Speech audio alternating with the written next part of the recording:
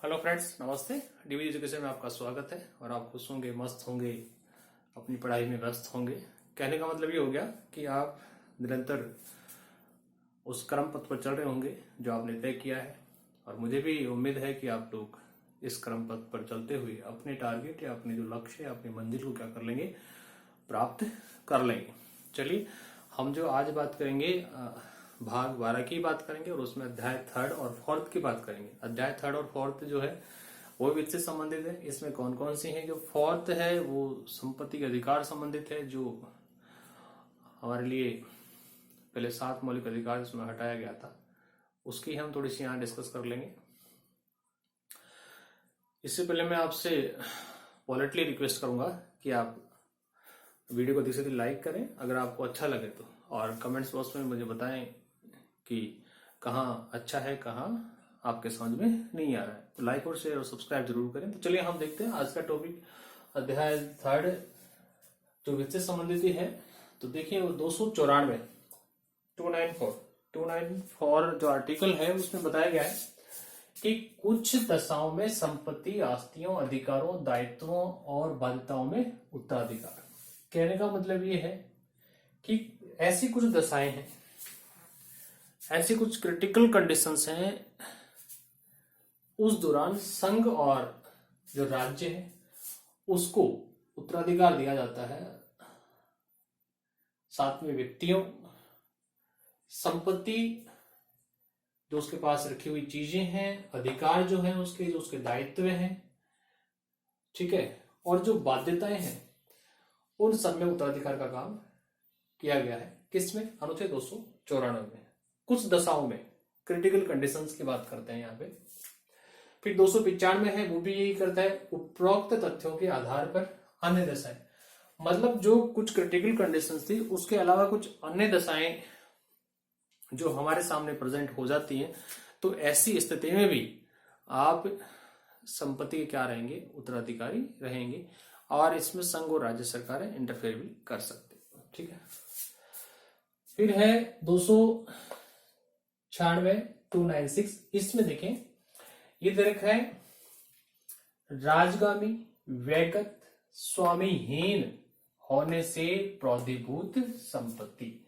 मतलब ये हो गया कि राज्य के अंडर में है कोई संपत्ति, राज्य के अंडर। जैसे मान लीजिए जैसे हमारी प्रॉपर्टी है, कुछ क्षेत्र में फैली हुई है, लेकिन हमने क्या कर लिया, उसको आगे तक ले लिया। जैसे आप देखते हैं एग्रीकल्चर से जो लैंड होती हैं वो बढ़ती जाती हैं जबकि उनका हिस्सा नहीं होता।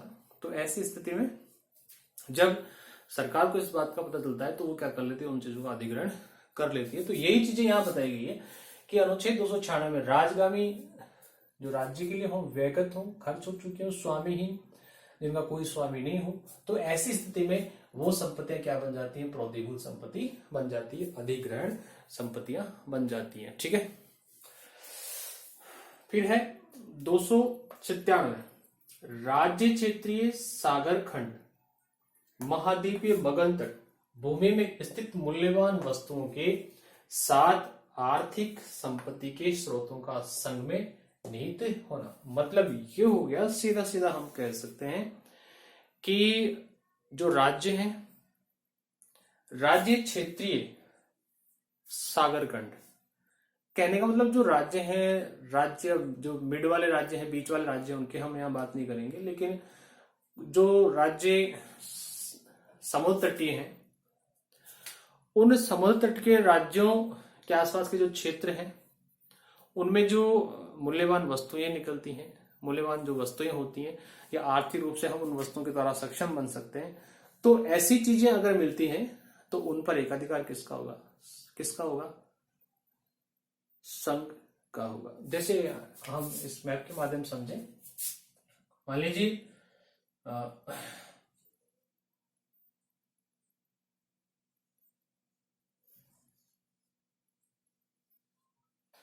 ठीक है,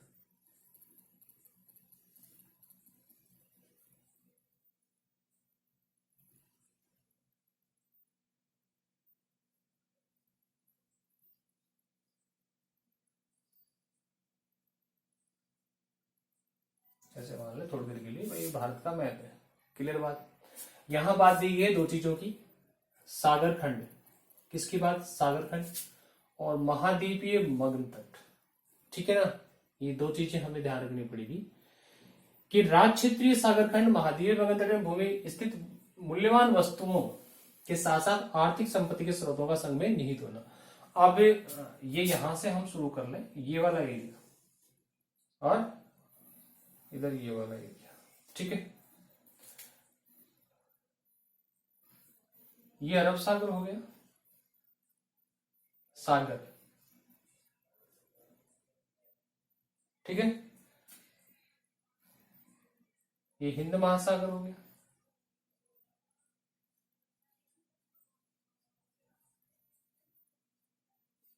क्लियर। ये बंगाली खाड़ी हो गई,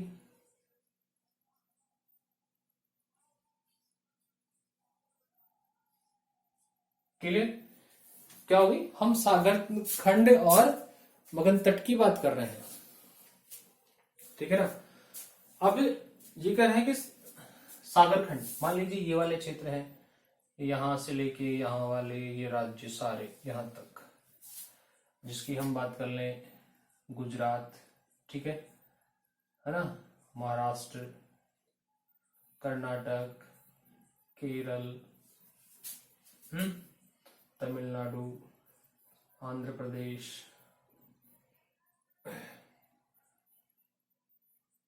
उड़ीसा,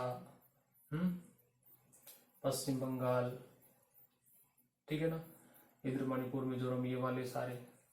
तो इनके आसपास वाला जो एरिया है, राज्य क्षेत्रीय खंड है ना, उनमें अगर कोई मूल्यवान वस्तु मिलती है और आर्थिक रूप से सक्षम, आर्थिक रूप से हमें बहुत सारा सहयोग प्राप्त हो रहा है, आर्थिक रूप से हम सक्षम बन सकते हैं, तो ऐसी चीजों के लिए इन चीजों पर किसका अधिकार होगा, संघ। सारे स्रोत किसके अधीन होंगे, संघ के अधीन होंगे, केंद्र सरकार के अधीन होंगे, संघीय सरकार के अधीन होंगे, क्लियर। आई थिंक आपके समझ में आगे होगी ये चीज कि ये क्या कहना चाह रहे हैं, ठीक है।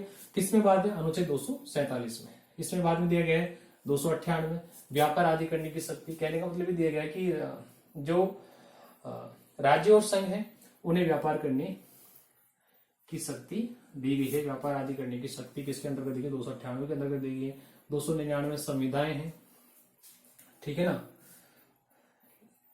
संविधाएं कहने का मतलब ये है कि आप किसी के साथ मिलकर कोई भी काम कर सकते हैं, वो चीज इसमें इन्वॉल्व है। फिर है 300, अनुच्छेद 300 है, इसमें दे रखा है वाद और कार्यवाही।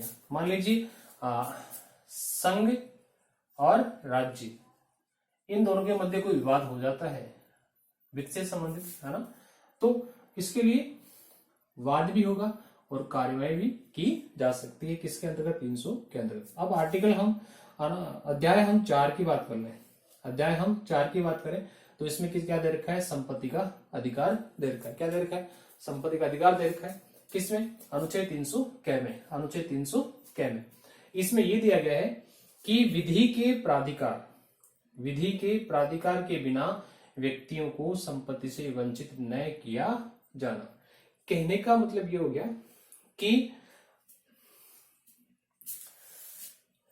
कोई कानून है और वो कानून जिसके अंतर्गत व्यक्ति संपत्ति रख सकते हैं, तो उस कानून के अंतर्गत आप किसी भी व्यक्ति को क्या नहीं कर सकते, उसकी संपत्ति से वंचित नहीं कर सकते। विधि के प्राधिकार मतलब विधि, जो कानून बने हुए, नियम बने हुए हैं, उसके अंतर्गत आप किसी भी व्यक्ति को क्या नहीं कर सकते, संपत्ति से वंचित नहीं कर सकते। अगर वो व्यक्ति इन प्राधिकारों का उल्लंघन करता है, क्या करता है, उल्लंघन करता है,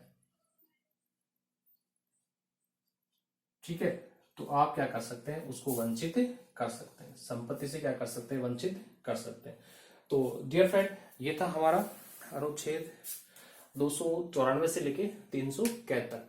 कहने का मतलब अध्याय 3 और 4 हमने क्लियर कर लिया है। और आई होप, मुझे उम्मीद है कि आप लोगों को जरूर पसंद आया। अगर पसंद आए तो प्लीज लाइक और शेयर जरूर करें, चैनल को सब्सक्राइब करें, अपने ग्रुप जो भी बना रखें उनमें आप शेयर करते रहें। जय हिंद, जय भारत। और अपना क्रम पर जो भी आपने IAS, IPS, रीट, SI जो भी ले रखा है उसको आप प्राप्त करें। जय हिंद, जय भारत।